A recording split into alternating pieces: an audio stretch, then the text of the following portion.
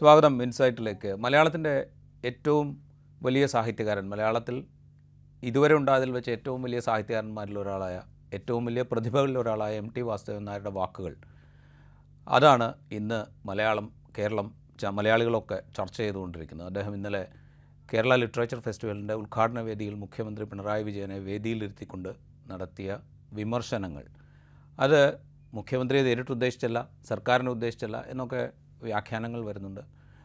അത് മുഖ്യമന്ത്രിയെയും സർക്കാരിനെയും ഉദ്ദേശിച്ച് തന്നെയാണ് എന്നുള്ള വാദങ്ങൾ വരുന്നുണ്ട്. ഇതൊക്കെ വരുന്നുണ്ട്. പക്ഷേ ആ വിമർശനങ്ങൾ വലിയ തോതിൽ ചർച്ചയായിരിക്കുന്നു.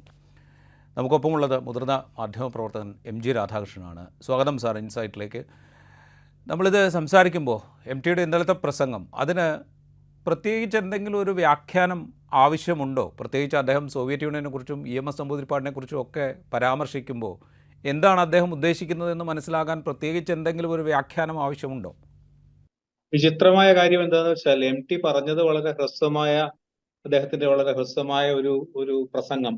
പക്ഷെ വ്യാഖ്യാനങ്ങളാണ് വളരെ അധികം ഇപ്പോൾ വന്നിരിക്കുന്നത് എന്നുള്ളതാണ് വളരെ രസകരമായ കാര്യം. പലരും അത് പലതരത്തിലുള്ള വായനകളെന്നും, ഈ അതിന്റെ ഓഥറിന്റെ മരണം അതിനുശേഷം അത് പല റീഡിംഗ് ആയിട്ട് മാറും എന്ന് പറയുന്ന പോലെ, അങ്ങനെ പലതരത്തിലുള്ള വ്യാഖ്യാനങ്ങളും വായനകളും വന്നുകൊണ്ടിരിക്കുകയാണെന്നുള്ളതാണ് സത്യം. പക്ഷെ എനിക്ക് തോന്നുന്നു എം ടി വാസുദേവൻ നായരെ സംബന്ധിച്ചുള്ള അദ്ദേഹത്തിന്റെ ജീവിതത്തിൽ തന്നെ ഒരു വളരെ സുപ്രധാനമായിട്ടുള്ള ഒരു നിലപാട് പ്രഖ്യാപനമാണ് നടത്തിയിരിക്കുന്നത്. അദ്ദേഹം ഇതുപോലെയുള്ള പ്രഖ്യാപനങ്ങൾ മുമ്പ് നടത്തിയിട്ടില്ലെന്നല്ല പറയുന്നത്. പക്ഷെ ഈ ഒരു പ്രത്യേക ചരിത്രസന്ധിയിൽ അദ്ദേഹം ഈ പ്രായത്തിൽ, ഒരുപക്ഷെ നമ്മൾ ഇന്നലെ കണ്ടതുപോലെ ആരോഗ്യവും മറ്റും വാർദ്ധക്യവും അദ്ദേഹത്തെ വല്ലാതെ അലട്ടുന്ന ഈ സമയത്ത് പോലും വളരെ ശക്തമായി, വളരെ വ്യക്തമായി, ലളിതമായി അദ്ദേഹം നമ്മുടെ നാട്ടിലെ, നമ്മുടെ കാലത്തെ ഗ്രസിച്ചിരിക്കുന്ന ഒരു വലിയ അപകടത്തെക്കുറിച്ച് ഒരു ഗംഭീരമായ ഒരു ഒരു വെളിച്ചം വായിക്കലാണ് നടത്തിയിരിക്കുന്നത്. അതിനെപ്പറ്റി സംശയമേ ഇല്ല. ഇത് ഓർമ്മിപ്പിക്കുന്നത് വാസ്തവത്തിൽ അടിയന്തരാവസ്ഥ കാലത്ത് രാജന്റെ മരണത്തെ തുടർന്ന് മൗനിയായി പോയിരുന്ന ശ്രീ C അച്യുതമേനോന്റെ വൈലോപ്പിള്ളി മിണ്ടുക മഹാമുനി എന്ന് പറയുന്ന ചരിത്ര പ്രസിദ്ധമായ കവിത, അല്ലെങ്കിൽ എഴുത്തോ നിന്റെ കഴുത്തോ എന്ന് പറഞ്ഞ ആ പ്രശസ്തമായ വരികൾ, ഇതൊക്കെ നമ്മുടെ ചരിത്രത്തെയും കാലത്തെയും നമ്മുടെ ജീവിതത്തെയും ഏറ്റവും അധികം ബുദ്ധിമുട്ടിക്കുന്ന ഒരു കാലഘട്ടത്തിൽ ഒരു സാംസ്കാരിക പ്രവർത്തകർ, ഒരു സാംസ്കാരിക നേതാവ് നമുക്ക് നൽകുന്ന വലിയൊരു വെളിച്ചം അതായിട്ടാണ് സ്വീകരിക്കേണ്ടതെന്നുള്ള സംശയം. നമ്മളിത് പറയുമ്പോൾ ഈ കഴിഞ്ഞ കാലം, ഇപ്പോൾ കേരളത്തിൻ്റെ പരിസരം എടുത്തു കഴിഞ്ഞാൽ മുൻകാലങ്ങളിൽ, ഇപ്പോൾ അടിയന്തരാവസ്ഥ കാലത്തെ വൈലോപ്പിള്ളിയുടെ കവിതയെക്കുറിച്ച് താങ്കൾ സൂചിപ്പിച്ചു, അതുപോലെ നമ്മളുടെ സാംസ്കാരിക ലോകത്ത് നിന്ന്, നമ്മളുടെ സാഹിത്യ ലോകത്ത് നിന്നൊക്കെ വിമർശനങ്ങളുടെ സ്വരം ഇടതടവില്ലാതെ മുഴങ്ങിക്കൊണ്ടിരുന്നൊരു സൊസൈറ്റി ആയിരുന്നു നമ്മളുടേത്. നമുക്കങ്ങനെ എടുത്തു കാണിക്കാൻ ഒരുപാട് പേരുകൾ നമ്മളുടെ മുമ്പിലുണ്ടായിരുന്നു. ഇപ്പോൾ ജസ്റ്റിസ് VR കൃഷ്ണയ്യരെ പോലെ, അല്ലെങ്കിൽ സുകുമാർ അഴീക്കോടിനെ പോലെ, അങ്ങനെ ഒരുപാട് ആളുകൾ, ഞാനിപ്പോൾ രണ്ടുപേരെ പേര് പറഞ്ഞു എന്നുള്ളതേ ഉള്ളൂ, അങ്ങനെ ഒരുപാട് ആളുകളുണ്ടായിരുന്നു. ഈ കഴിഞ്ഞ കാലങ്ങളിൽ നമ്മൾ കാണുന്നത് ഒരു വലിയ വാക്വമാണ്. അതായത് ഏതെങ്കിലും ഒരു പക്ഷത്തിൻ്റെ ഭാഗമല്ലാതെ നിന്നുകൊണ്ട്, രാഷ്ട്രീയ പക്ഷത്തിൻ്റെ ഭാഗമല്ലാതെ നിന്നുകൊണ്ട് സ്വതന്ത്രമായ അഭിപ്രായം പറയുകയും വിമർശന ബുദ്ധിയോടെ കാര്യങ്ങളെ കാണുകയും അത് തുറന്നു പറയുകയും ചെയ്യുക എന്ന് പറയുന്ന ഒരു പതിവ് ഏതാണ്ട് അവസാനിച്ച ഒരു വലിയ വാക്വം ഉണ്ടായിരുന്നു. ആ വാക്വത്തിന്, ആ ശൂന്യതയ്ക്ക് ഈ ചെറിയ ഒരു പ്രഭാഷണത്തിലൂടെ ആ വാക്വം അങ്ങ് ഇല്ലാതാക്കി കളയുകയാണ് എം ടി വാസുദേവൻ നായർ ചെയ്തത് എന്ന് നമ്മൾ പറയണ്ടേ? തീർച്ചയായിട്ടും രാജീവ് പറഞ്ഞ വളരെ ശരിയാണ്. നമ്മുടെ മനസ്സാക്ഷിയുടെ ശബ്ദം എന്ന് നമ്മൾ കരുതുകയും അതനുസരിച്ച് നമ്മൾ എല്ലാവരും ഒരുപക്ഷെ കേരളത്തിലെ എല്ലാ ഭേദങ്ങൾക്കും അപ്പുറത്ത് ചെവിയോർത്തിരുന്ന ചില സ്വരങ്ങളാണ് നേരത്തെ പറഞ്ഞ ജസ്റ്റിസ് കൃഷ്ണയ്യരുടെ ആണെങ്കിലും സുകുമാർ അഴീക്കോടിന്റെ ഒക്കെ ആണെങ്കിലും. ഒരു പ്രത്യേക എന്ത് കാരണമായാലും ഒരുപക്ഷെ നമ്മൾക്കിപ്പോ ഒരു വലിയ നീണ്ട കാലമൊന്നുമല്ല, അവരൊക്കെ ഈ സമീപകാലത്ത് നമ്മുടെ ചരിത്രത്തിൻ്റെതായ ഒരു അപാരമായ ഒരു കലണ്ടർ എടുക്കുകയാണെങ്കിൽ നമ്മൾ ഈ കഴിഞ്ഞ ഏതാനും കുറച്ച് വർഷങ്ങളായി നമ്മൾ അങ്ങനത്തെ ചില സ്വരങ്ങൾ കേൾക്കുന്നില്ല, മനസാക്ഷിയുടെ ശബ്ദം കേൾക്കുന്നില്ല എന്ന് മാത്രമേ പറയാൻ കഴിയുള്ളൂ. എന്തായാലും ഈ കഴിഞ്ഞ സമീപ വർഷങ്ങളിലെങ്കിലും, ഇപ്പോൾ സുകുമാർ അഴീക്കോടോ അല്ലെങ്കിൽ കൃഷ്ണയ്യരുടെയൊക്കെ നിര്യാണത്തിന് ശേഷമുണ്ടായിരുന്ന ആ ശൂന്യതയിൽ വാസ്തവത്തിൽ ഒരു വലിയ ശബ്ദവും ഒരു വലിയ വെളിച്ചവുമായിട്ട് നമുക്ക് എം ടി വാസുദേവൻ നായരുടെ ഈ ഇന്നലത്തെ പ്രസ്താവന നമുക്ക് കാണാം. അത് എനിക്ക് തോന്നുന്നത് അദ്ദേഹം ഈ ഇപ്പോഴുള്ള സാഹചര്യത്തെക്കുറിച്ച് പറയുക മാത്രമായിരിക്കില്ല ഒരുപക്ഷെ ചെയ്യുന്നുണ്ടാവുക. ഇങ്ങനെ പ്രതികരിക്കേണ്ടത് നിങ്ങളുടെ ബാധ്യതയാണ് എന്ന് സഹജീവികളെ ഓർമ്മിപ്പിക്കുക കൂടിയായിരിക്കാം ഒരുപക്ഷെ അദ്ദേഹം ചെയ്തിട്ടുണ്ടാവുക. തീർച്ചയായിട്ടും അദ്ദേഹം ആ നേതാവിനെ പറ്റി പറഞ്ഞത് അദ്ദേഹത്തിന് പോലും വളരെ എന്താ പറയാ അനുയോജ്യമാണ്. അദ്ദേഹം ഒരു നേതാവ് ഒരു നിമിത്തമായി മാത്രമല്ല, പലപ്പോഴും ചരിത്രത്തിൽ ഒരു ആവശ്യമായി തന്നെ വരുന്ന ചില കാലമുണ്ട് എന്ന് പറഞ്ഞ് EMSനെ കുറിച്ചാണ് അദ്ദേഹം പറഞ്ഞത്. പക്ഷേ എനിക്ക് തോന്നുന്നു ഈ ഇന്നലെ നടന്ന കോഴിക്കോട്ടെ ഈ പ്രസിദ്ധമായ ഈ ഈ ആ പ്രസംഗത്തിൽ MT വാസുദേവൻ ഒരു നിമിത്തമാകുകയായിരുന്നില്ല, നമ്മുടെ കാലത്തിന്റെ ഒരു ആവശ്യമായി തന്നെ MT പറഞ്ഞ അതേ വാചകം നിങ്ങൾ എടുക്കുകയാണെങ്കിൽ നമുക്ക് ആ രീതിയിൽ അതിനെ കാണാൻ പറ്റും. അദ്ദേഹം ഈ കാലത്തിന്റെ ഒരു ആവശ്യമായിട്ട് തന്നെ, ഒരു സാംസ്കാരിക ഒരു പ്രകാശമായിട്ട് തന്നെ അദ്ദേഹം വലിയ കാര്യമാണ്. കാരണം MT വാസുദേവൻ നായരുടെ കയ്യിൽ നിന്നാണെന്നുള്ളത് ഒരു പ്രത്യേകം ശ്രദ്ധേയമാണ്. കാരണം അദ്ദേഹം വളരെ ചുരുക്കമായി മാത്രമേ ഈ വിവാദങ്ങളിൽ പങ്കെടുക്കാറുള്ളൂ, അല്ലെങ്കിൽ രാഷ്ട്രീയമായിട്ടുള്ള അഭിപ്രായ വ്യത്യാസങ്ങൾ മറ്റും അദ്ദേഹം വളരെ ചുരുക്കമായിട്ട്, അദ്ദേഹം എല്ലാ കാലത്തും അദ്ദേഹത്തിന്റെ മാത്രം ഒരു വഴി സംഘങ്ങളിലോ രാഷ്ട്രീയ പ്രസ്ഥാനങ്ങളിലോ ഒന്നും ചേരാതെ തന്നെ അദ്ദേഹം തന്റെ അഭിപ്രായങ്ങളും തന്റെ രാഷ്ട്രീയ ഉൾക്കാഴ്ചകളും എല്ലാം, അതിന്റെ അർത്ഥം അദ്ദേഹം ഒരു അരാഷ്ട്രീയവാദിയാണെന്നോ അരാഷ്ട്രീയക്കാരനായിരുന്നോ എന്നല്ല. അദ്ദേഹത്തിന്റെ കൃതികളെല്ലാം വളരെ വ്യക്തമായി അതിന്റെ ഉപപാഠങ്ങളിലോ അതിന്റെ അടരുകളിലും ഒക്കെ രാഷ്ട്രീയം ജീവിതവും എല്ലാം നിറഞ്ഞു നിൽക്കുന്നതാണ്. പക്ഷേ പരസ്യമായും പ്രത്യക്ഷമായും അദ്ദേഹം രാഷ്ട്രീയമായ അഭിപ്രായങ്ങൾ പ്രകടിപ്പിക്കുകയും ചെയ്യുന്ന ആളല്ല. അതുകൊണ്ട് തന്നെ അദ്ദേഹത്തിന്റെ വാക്കിന് ഒരുപക്ഷെ പല മടങ്ങ് ശക്തി MT വാസുദേവൻ നായരാണ് എന്നുള്ളതിന് പുറമെ വളരെ അപൂർവമായി മാത്രം കേൾക്കുന്ന ഒരു ശബ്ദം എന്ന നിലയ്ക്കും അതിന് വളരെയധികം പ്രാധാന്യമുണ്ട് എന്നുള്ള സംശയമേ ഇല്ല. നമ്മളിതിൻ്റെ ഒരു പൊളിറ്റിക്കൽ കോണ്ടെക്സ്റ്റിലേക്ക് വന്നു കഴിഞ്ഞാൽ, നമ്മുടെ ഇന്ത്യൻ യൂണിയൻ എന്ന് പറയുന്ന വിസ്തൃതമായ രാഷ്ട്രീയ ഭൂമിക എടുത്തു കഴിഞ്ഞാൽ ഈ പ്രസംഗത്തിന് വേറെ ഒരു കോണ്ടെക്സ്റ്റിൽ നമുക്ക് പ്ലേസ് ചെയ്യാം, അത് ശരിയാണ്. പക്ഷേ ഇവിടെ അദ്ദേഹം സംസാരിക്കുന്നത് മുഖ്യമന്ത്രി ഇരിക്കുന്ന വേദിയിലാണ്. അദ്ദേഹം പറയുന്നത് സോവിയറ്റ് യൂണിയനെക്കുറിച്ച് സൂചിപ്പിക്കുന്നുണ്ട്, സോവിയറ്റ് യൂണിയനിലെ തിരുത്തലിനെക്കുറിച്ച് സംസാരിച്ച ആളുകളെക്കുറിച്ച് സൂചിപ്പിക്കുന്നുണ്ട്, മഹത്തുക്കളെക്കുറിച്ച് സൂചിപ്പിക്കുന്നുണ്ട്.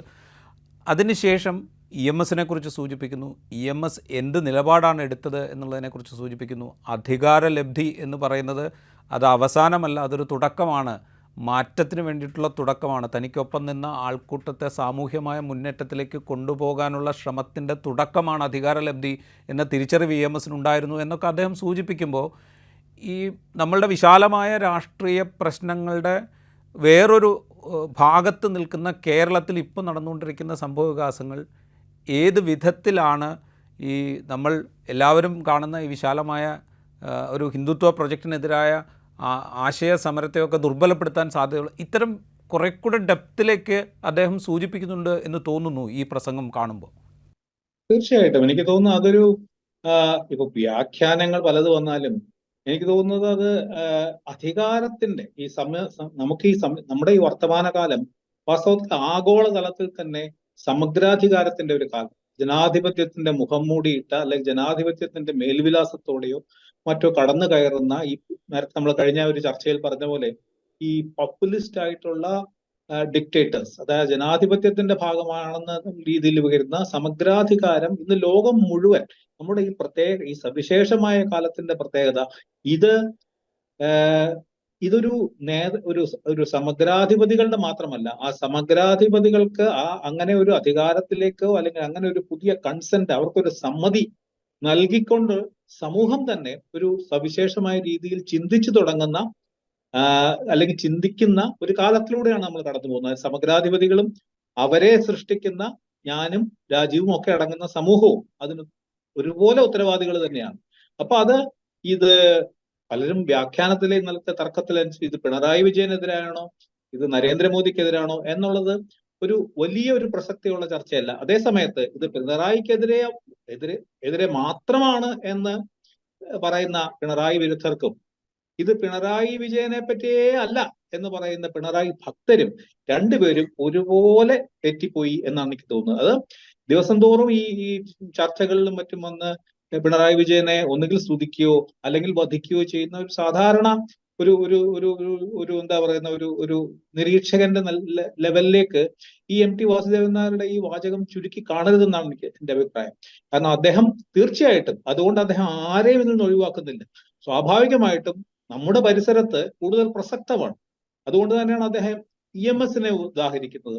അദ്ദേഹം ലോകത്തെ മുഴുവനാണ് കാണുന്നതെങ്കിലും അദ്ദേഹം EMS ഉദാഹരിക്കുന്നത് നമുക്കും അദ്ദേഹത്തിനും ഒരുപോലെ നാം കണ്ടുപരിചയമുള്ള, നമ്മൾ കേട്ടറിവുള്ള, നമ്മുടെ ജീവിതത്തിൽ തന്നെ നമ്മൾ അനുഭവിച്ചറിയുന്ന ഒരു ജീവിതത്തെ, ഒരു വ്യക്തിയെ ചൂണ്ടിക്കാണിക്കുന്നു എന്ന് മാത്രം.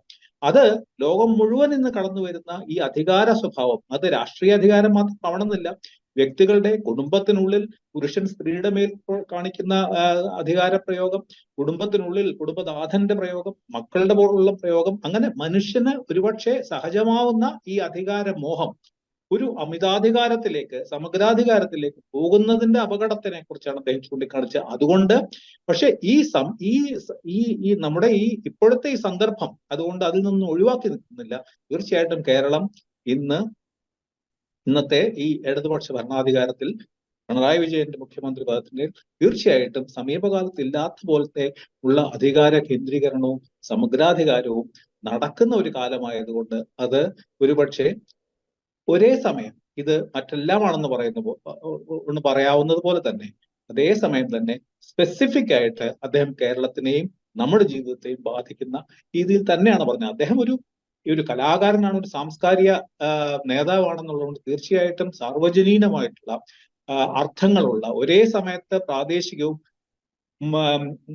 അതേസമയം സാർവജനീനവുമാണ് ഈ എല്ലാ വലിയ കലകളുടെയും കലാകാരന്മാരുടെയും വരികളും ഭാഷണങ്ങളും അവരുടെ എഴുത്തുമെല്ലാം. അങ്ങനെ നോക്കുമ്പോൾ ആ അർത്ഥത്തിൽ കാണാവും. അതുകൊണ്ട് പക്ഷെ ഇതിൽ നിന്ന് ഒരാളെയും ഒഴിവാക്കുന്നത് ശരിയായിരിക്കില്ല എന്നാണ് എനിക്ക് തോന്നുന്നത്. അത് അങ്ങനെ ആയിരിക്കുമ്പോൾ തന്നെ ഇതിന് അദ്ദേഹം തിരഞ്ഞെടുക്കുന്ന വേദി അത് വളരെ പ്രധാനപ്പെട്ടതാണ് എന്ന് ഞാൻ വിചാരിക്കുന്നു. കാരണം അവിടെ സംസ്ഥാനത്തിൻ്റെ മുഖ്യമന്ത്രിയുണ്ട്. സമീപകാലത്ത് സംസ്ഥാനത്തിൻ്റെ മുഖ്യമന്ത്രിക്കെതിരെ ഉയർന്ന ആക്ഷേപങ്ങൾ ഒരു ഭാഗത്ത് നിൽക്കുന്നുണ്ട്. അദ്ദേഹത്തെ വലിയ തോതിൽ പുകഴ്ത്തിക്കൊണ്ട് നടക്കുന്ന പ്രയോഗങ്ങൾ, പാട്ടുകൾ, അത്തരം കാര്യങ്ങളൊക്കെ അന്തരീക്ഷത്തിലുണ്ട്. അപ്പോൾ ഇതല്ല രീതി എന്ന് ഈ പാർട്ടിയുടെ തന്നെ മുൻഗാമികൾ കാണിച്ചു തന്നിട്ടുണ്ടല്ലോ എന്ന് ഓർമ്മിപ്പിക്കുക കൂടി ചെയ്യുന്നുണ്ടല്ലോ MT വാസുദേവൻ നായർ. എനിക്കങ്ങനെ തോന്നുന്നു. അങ്ങനെ ഉണ്ടെങ്കിൽ അത് സ്വീകരിക്കുകയും പരിശോധിക്കുകയും ചെയ്യുക എന്നുള്ളത് വ്യക്തി എന്നുള്ള നിലയിൽ മുഖ്യമന്ത്രിയുടെയും അദ്ദേഹം പ്രതിനിധാനം ചെയ്യുന്ന പാർട്ടിയുടെയും ഒക്കെ ഉത്തരവാദിത്വമാണല്ലോ. കാരണം ഇപ്പോൾ പാർട്ടി സംസ്ഥാന സെക്രട്ടറി കഴിഞ്ഞ ദിവസം പറഞ്ഞത് സൂര്യനാണ് അദ്ദേഹത്തേക്ക് അടുക്കാൻ ശ്രമിച്ചാൽ ആളുകൾ കരിഞ്ഞു വീഴും. ഇത്തരം പ്രയോഗങ്ങളൊക്കെ അന്തരീക്ഷത്തിൽ നിൽക്കുമ്പോഴാണ് MT വാസുദേവൻ നായർ EMS ചൂണ്ടിക്കാണിക്കുന്നത് എന്നുള്ളത് കേരള രാഷ്ട്രീയത്തിൽ ഒരുപക്ഷെ സവിശേഷമായ ചില അർത്ഥങ്ങൾ നൽകുന്നുണ്ടാവും. 100% തീർച്ചയായിട്ടും. ഞാൻ ഇതിനകത്ത് തീർച്ചയായിട്ടും അദ്ദേഹത്തിന്റെ മുമ്പിൽ ഒരുപക്ഷെ ഈ കാലാധിപത്യ കാലങ്ങൾക്കും ദേശങ്ങൾക്കും അപ്പുറത്തുള്ള ഒരു നീണ്ട നിര ഈ സമഗ്രാധിപതികളുടെ ഉണ്ടെങ്കിലും അതിന്റെ ഏറ്റവും മുമ്പിൽ, നമ്മുടെ മുമ്പിൽ, MTയുടെ മുമ്പിൽ, കേരളത്തിന് മുമ്പിൽ ഇപ്പോൾ നിൽക്കുന്നത് നമ്മുടെ മുമ്പിലുള്ള ഭരണാധികാരി തന്നെയാണ്. അതുകൊണ്ട് ഇതിന്റെ ശരം ആദ്യം കൊള്ളുന്നത് തീർച്ചയായിട്ടും പിണറായി വിജയനിൽ തന്നെയാണ്, കേരളത്തിലെ ഗവൺമെന്റിന്റെ തന്നെയാണ്, കേരളത്തിൽ വളർന്നു വരുന്ന അധികാര കേന്ദ്രീകരണത്തിൽ തന്നെയാണെന്നുള്ള സംശയം. പക്ഷെ MT വാസുദേവൻ നായർ നമ്മൾ ഒരു തൽക്കാലത്തേക്കുള്ള MT വാസുദേവൻ നായർ ഒരു വലിയ ചിത്രമാണെങ്കിലും തീർച്ചയായിട്ടും അതിന്റെ ആദ്യത്തെ അമ്പ് കൊള്ളുന്നത് പിണറായി വിജയൻ തന്നെയാണ്. അത് പൂർണ്ണമായ അറിവോടുകൂടിയാണ്, ബോധ്യത്തോടെ തന്നെയാണ് MT പറഞ്ഞതെന്നുള്ളതിനെ പറ്റിയും യാതൊരു സംശയവുമില്ല. നമ്മൾ ഈ പഴയ കാലത്തെ കുറിച്ച് സംസാരിക്കുമ്പോൾ എപ്പോഴും പഴയ കാലത്തെ നേതാക്കളുടെ ഗുണമേന്മകൾ അല്ലെങ്കിൽ അവരുടെ മികവ്, അവർ ജനങ്ങളോട് കാണിച്ചിരുന്ന ജനസേവനത്തിന് നൽകിയിരുന്ന പ്രാമുഖ്യം, ഇതേക്കുറിച്ചൊക്കെ എപ്പോഴും പറയാറുണ്ട്. പക്ഷേ ഈ മാറിയ കാലത്തിനനുസരിച്ചുള്ള നേതൃഗുണം എന്നുള്ളൊരു സവിശേഷത ഒരുപക്ഷെ പുതിയ കാല നേതാക്കൾക്ക് അനുവദിച്ചു കൊടുക്കപ്പെടുന്നുണ്ട്. അവിടെ MT ചില കാര്യങ്ങൾ കൂടി സൂചിപ്പിക്കുന്നുണ്ട്. ജനസേവനം എന്നുള്ളത് അധികാരത്തിൻ്റെ ഒരു പരിഗണനാ വിഷയമേ അല്ലാതെ മാറിയൊരു കാലത്താണല്ലോ എന്ന് അദ്ദേഹം സൂചിപ്പിക്കുന്നുണ്ട്. അപ്പോൾ ഇത് വളരെ വളരെ ആറ്റിക്കുറുക്കി തിരഞ്ഞെടുത്ത് ഞാനിത് പറയണം എന്ന് തീരുമാനിച്ച് പറഞ്ഞതുപോലെ ആ പ്രസംഗം കണ്ടാൽ തോന്നും. തീർച്ചയായിട്ടും അത് തന്നെയാണ്. അതുകൊണ്ട് അദ്ദേഹം പറയുന്നത് ഈ ഓരോ വാചകവും ഉദാഹരണങ്ങളായാലും അദ്ദേഹത്തിന്റെ ചരിത്രത്തിലെ ഉദാഹരണങ്ങളായാലും വ്യക്തികളുടെ ഉദാഹരണങ്ങളായാലും എല്ലാം ഏറ്റവും പ്രസക്തമായിരിക്കുന്നത് ഒരേ സമയം നമ്മുടെ മുമ്പിൽ തന്നെയാണ്, നമ്മുടെ നാട്ടിൽ, നമ്മുടെ പരിസരത്ത് തന്നെയാണ്. അതുകൊണ്ട് തന്നെ ഞാൻ പറയുന്നത്, പക്ഷേ ഞാൻ പറയുന്നത് ഇങ്ങനെയൊക്കെ ആണെങ്കിലും ഇത് നമ്മൾ ഈ കാണുന്നത് ഈ ആഗോളതലത്തിൽ, ദേശീയ തലത്തിലും പ്രാദേശിക തലത്തിലും ആഗോളതലത്തിലും വളർന്നു വരുന്ന ഒരു വലിയ അപകടത്തെ, ഒരു വലിയ അപായത്തെ ചൂണ്ടിക്കാണിക്കുക കൂടിയാണ്. പക്ഷെ ആ ചൂണ്ടിക്കാണിക്കുന്നത് സ്വാഭാവികമായിട്ടും അദ്ദേഹം EMS ഉദാഹരിക്കുന്നത് എന്നുള്ളത് കൊണ്ട് ലോകത്ത് ചരിത്രത്തിൽ EMS അല്ലാതെ വേറൊരാൾ ഇല്ലെന്നല്ല. അദ്ദേഹം എന്തുകൊണ്ടാണ് EMS അപ്പുറത്ത് നിൽക്കുന്നത്? ഒരുപക്ഷെ അദ്ദേഹം മനസ്സിൽ കണ്ടത് തീർച്ചയായിട്ടും പിണറായി വിജയനെ ആവാം, അല്ലെങ്കിൽ ഇപ്പോഴത്തെ CPM നേതൃത്വത്തെ ആവാം.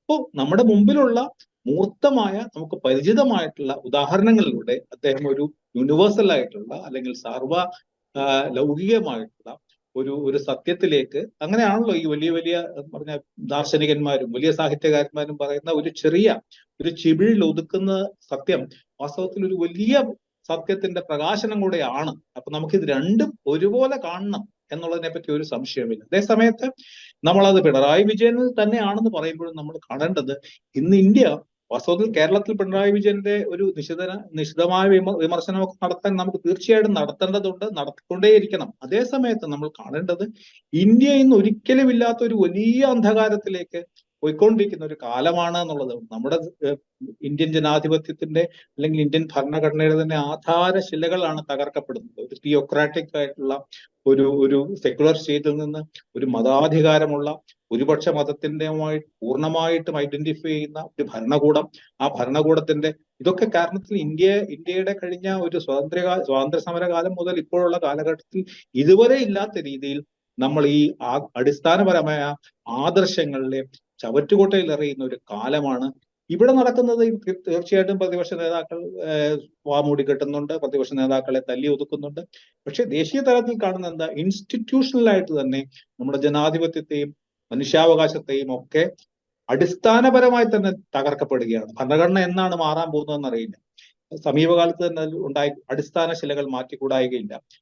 മുസ്ലിം എന്നൊരു വിഭാഗത്തെ പൂർണ്ണമായിട്ടും ഇറേസ് ചെയ്യുന്ന, മാറ്റിക്കളയുന്ന, അവരെ പൂർണ്ണമായിട്ടും അധികാര സ്ഥാനങ്ങളിൽ നിന്നും സമൂഹത്തിന്റെ പ്രധാനപ്പെട്ട കേന്ദ്രങ്ങളിൽ നിന്ന് മാത്രമല്ല, ജനാധിപത്യത്തിന്റെ അടിസ്ഥാനപരമായ കാര്യം എന്താണ്, പ്രാതിനിധ്യമാണ് ജനാധിപത്യത്തിന്റെ ഏറ്റവും അവകാശം. ഇവിടെ നടക്കുന്നത് മുസ്ലിം കേന്ദ്ര മന്ത്രിസഭയിലില്ല, പാർലമെന്റിലില്ല, ഇപ്പോൾ നിയമസഭകളിലില്ല. ഇങ്ങനെ നമ്മുടെ കൺമുമ്പിൽ തന്നെ ഒരു വലിയ തരത്തിലുള്ള ഒരു സ്ഫോടനമാണ് നടക്കുന്നത്. ഇങ്ങനെ ഒരു വലിയ, ഞാൻ പറയുന്നത്, നമ്മൾ ഈ പിണറായി വിജയന്റെ ഇവർക്കെതിരായിട്ടുള്ള ഏറ്റവും ശക്തമായി എതിർക്കേണ്ട ഒരു പ്രത്യയശാസ്ത്രത്തിന്റെ പ്രതിനിധി എന്ന നിലയ്ക്ക് അദ്ദേഹത്തിന്റെ കൈകൾ ദുർബലമായി പോകാൻ പാടില്ല, അദ്ദേഹത്തിന് നേരെ ചൂണ്ടുവിരൽ ഉയരാൻ പാടില്ല, അദ്ദേഹത്തിന് ധാർമ്മികമായ ശക്തി ഉണ്ടാകണം, അതുകൊണ്ട് അദ്ദേഹം ഇങ്ങനെയൊക്കെ തിരുത്തിയേ തീരൂ എന്ന് പറയുമ്പോൾ തന്നെ അദ്ദേഹം തിരുത്തേണ്ടത് ഒരു വലിയ ഒരു ദുഷ്ടശക്തികൾ, കൂടുതൽ ഇരുട്ടിന്റെ ശക്തികൾ വളരുമ്പോൾ അതിനെ ചൂണ്ടിക്കാണിക്കാൻ, അതിനോട് ചോദ്യം ചെയ്യാൻ നമ്മുടെ കൂടെ നിൽക്കണം എന്നുള്ള ആവശ്യത്തിനാണ് നമ്മൾ പറയുന്നത്. അപ്പൊ ഇത്ര വലിയ ഒരു ദേശീയ തലത്തിൽ, അതുകൊണ്ട് ഞാൻ പറഞ്ഞത് രണ്ടിനെയും ഇക്വേറ്റ് ചെയ്യാൻ പോലും, ഒരു ആനുപാതികമായിട്ട് പോലും നമുക്ക് കാണാൻ പാടില്ല. പിണറായി വിജയനെ നിരന്തരമായി വിമർശിക്കേണ്ടത് ഈ ആവശ്യത്തിനും കൂടിയാണ്. അപ്പോൾ അങ്ങനെ ഒരു വലിയ രീതിയിൽ ഇന്ത്യ എന്ന് പറയുന്ന ആശയം, ഐഡിയ ഓഫ് ഇന്ത്യ തന്നെ തകർക്കപ്പെടുന്ന ഒരു കാലത്ത് ഇവിടെ നടക്കുന്ന കാര്യങ്ങൾ തീർച്ചയായിട്ടും വിമർശന വിധേയമാകണമെങ്കിലും ആ വലിയ പിക്ചർ, മരം, ഈ പറഞ്ഞ പോലെ കാടിന് പകരം മരം മാത്രം കണ്ടാൽ പോരാ എന്ന് പറയുന്നത് വളരെ വ്യക്തമാണ്. അപ്പോൾ അതുകൊണ്ട് തന്നെ ഞാൻ പറഞ്ഞത്, ഈ കാര്യത്തിനെ ഇത് പിണറായിക്കെതിരെ മാത്രമാണെന്നോ അല്ലെങ്കിൽ തിരിച്ചാണോ എന്ന് പറയുന്നത് വാസ്തവത്തിൽ ഒരു ന്യൂനീകരണത്തിനപ്പുറത്ത് ഒരു വലിയ അപകടകരമായിട്ടുള്ള ഒരു വ്യാഖ്യാനമാവും. ഇന്നലെ പലപ്പോഴും പലരിൽ നിന്ന് കണ്ടത് അതായതുകൊണ്ട് ഞാൻ ഇന്ന് പറയുന്നത്. സാർ, അവസാനം ഒരു ഒറ്റ കാര്യം കൂടെ, ഞാൻ ഈ നേരത്തെ സൂചിപ്പിച്ചത് അത് തന്നെയാണ്. കാരണം നമ്മളൊരു വിശാലമായ വലിയ അന്ധകാരത്തിന് മുന്നിൽ നിൽക്കുമ്പോൾ ജനാധിപത്യ സംവിധാനത്തെ ഇല്ലാതാക്കാൻ ശ്രമിക്കുന്ന, ഭരണഘടനയെ മാറ്റി എഴുതാൻ ശ്രമിക്കുന്ന, ഒരുപക്ഷെ ഭരണഘടനയുടെ അന്തസ്സത്ത പൂർണ്ണമായി തന്നെ ഇല്ലാതായിക്കൊണ്ടിരിക്കുന്ന ഒരു കാലത്ത് അതിനെ എതിരിടാൻ ശ്രമിക്കുന്ന പ്രത്യയശാസ്ത്രത്തിൻ്റെ ഭാഗമായി നിൽക്കുന്ന ആളുകൾ അവരേത് വിധത്തിലാണ് സ്വയം തിരുത്തി ഈ പറയുന്ന ജനാധിപത്യത്തിൻ്റെയും ഭരണഘടനാ മൂല്യങ്ങളുടെയും ഒപ്പം നിൽക്കേണ്ടത് എന്നത് ഓർമ്മിപ്പിക്കുമ്പോൾ അത് സ്വീകരിക്കാൻ പാകത്തിലുള്ളതാണോ? അതിനെ തുടർന്ന് ഇടതുപക്ഷത്തുനിന്നോ അല്ലെങ്കിൽ CPMൻ്റെ ഭാഗത്തുനിന്ന് വരുന്ന വ്യാഖ്യാനങ്ങൾ എന്നുള്ളത് കൂടെ നമ്മളൊന്ന് പരിശോധിക്കണം എന്നെനിക്ക് തോന്നുന്നു. തീർച്ചയായിട്ടും അത്, പക്ഷെ എനിക്ക് തോന്നുന്നത് അത് അതിൻ്റെതായ ഒരു കാലമെടുക്കും. ഇതൊരു ഇങ്ങനെ ഒരു എന്താ പറയാ, ഒരു വിവേകത്തിന്റെ വെളിച്ചം മറ്റും സ്വീകരിക്കപ്പെടണമെങ്കിൽ സ്വാഭാവികമായിട്ട് ഒരു അല്പം കഴിയും. പക്ഷെ അതിൻ്റെതായ ഫലം ഉണ്ടാകും എന്നുള്ളത്. എം ടി വാസുദേവൻ നായരെ പോലെയുള്ള ഒരാൾ ഒരിക്കലും ഒരുപക്ഷെ CPM വിരുദ്ധനെന്നോ അല്ലെങ്കിൽ ഇടതുപക്ഷ വിരുദ്ധനെന്നോ ഒന്നും പറയാൻ കഴിയില്ലാത്ത ഒരു വ്യക്തി പറയുന്നതിന്റെ ഫലം ഇമ്മീഡിയറ്റ് ആയിട്ട് അടിയന്തരമായിട്ട് ഒരുപക്ഷെ അതിനെതിരായിട്ട് പറയാൻ സ്വാഭാവികമായിട്ട് വല്ല സംഘടനകളുടെ രീതികൾ അങ്ങനെയാണ്. ഒരുപക്ഷെ മനുഷ്യൻ തന്നെ അങ്ങനെയാണ്, തന്നെ തിരുത്താൻ വരുന്നവരോട് പോലും നമ്മൾ തീർച്ചയായിട്ടും, പക്ഷേ അതിൻ്റെതായ ഫലം ഉണ്ടാകും എന്നാണ് എന്റെ വിശ്വാസം. മറ്റാര് പറയുന്നതിനെക്കാട്ടിലും എം ടി വാസുദേവൻ നായരെ പോലെ ഒരാൾ പറയുമ്പോൾ ഈ പാർട്ടിക്കുള്ളിലും ഈ പാർട്ടിയിൽ നമ്മൾ അധികാര കേന്ദ്രീകരണത്തിന് അനുകൂലമായി നിൽക്കുന്നവർക്കുള്ളിലും തീർച്ചയായിട്ടും അതിൻ്റെതായ ഒരു വെളിച്ചം ഉണ്ടാവും, അതിൻ്റെതായ ഫലം ഉണ്ടാകും എന്നാണ് എന്റെ വിശ്വാസം. കാരണം അതാണ് ചരിത്രം കാണിച്ചിട്ടുള്ളത്. ഒരുപക്ഷെ സമയമെടുത്താലും അതിനൊക്കെ അപ്പുറത്ത് ഈ നേരത്തെ പറഞ്ഞ പോലെ ഒരു ഈ വെളിച്ചം കെട്ടുപോകുന്ന കാലത്ത് നിങ്ങൾ എന്ത് ചെയ്തു എന്നൊരു ചോദ്യം വരുമെന്ന്. ഈ എന്താ പറയുക, ദീപനാളം ഇങ്ങനെ വലിയ കൊടുങ്കാറ്റിൽ ഉലയുന്ന സമയത്ത് നിങ്ങൾ എന്ത് ചെയ്തു ആ വെളിച്ചത്തിനെ സംരക്ഷിക്കാൻ എന്നൊരു ചോദ്യം ഉണ്ടാകുമ്പോൾ നമുക്ക് അഭിമാനത്തോടെ നമ്മൾ എം ടി വാസുദേവൻ നായരെ ചൂണ്ടിക്കാണിക്കാം. എം ടി വാസുദേവൻ നായരുടെ ഒപ്പം നമ്മുടെ സ്വരമാണ് കേട്ടത് എന്ന് നമുക്ക് സന്തോഷത്തോടെ അഭിമാനത്തോടെ പറയാൻ കഴിയും. അതിന് ഞാൻ പറയുന്നത്, അത് ഈ ഇടതുപക്ഷം അടക്കം, CPM അടക്കം, അല്ലെങ്കിൽ CPM നേതൃത്വം അടക്കമുള്ള ഒരു സമൂഹത്തിന് ഒരു വെളിച്ചമായിട്ട് മാത്രമേ ഇത് നാളെ, ഒരുപക്ഷെ ഇന്ന് തീർച്ചയായിട്ടും സ്വാഭാവികമായ പ്രതികരണം അതിനെ ചെറുക്കാനായിരിക്കാം, അതിനെ പ്രതിരോധിക്കാനായിരിക്കാം, പക്ഷെ അതിൻ്റെതായ പോസിറ്റീവായിട്ടുള്ള ധനാത്മകമായിട്ടുള്ള ഫലം ഉണ്ടാകും എന്നുള്ളതിനെ പറ്റി ഒരു സംശയവും എനിക്കില്ല. റൈറ്റ് സാർ, വളരെയധികം നന്ദി ഞങ്ങളോട് സംസാരിച്ചതിന്. ഇൻസൈറ്റ് ഇവിടെ പൂർണ്ണമാകുന്നു. Thank you. മറ്റൊരു എപ്പിസോഡുമായി വീണ്ടും കാണാം.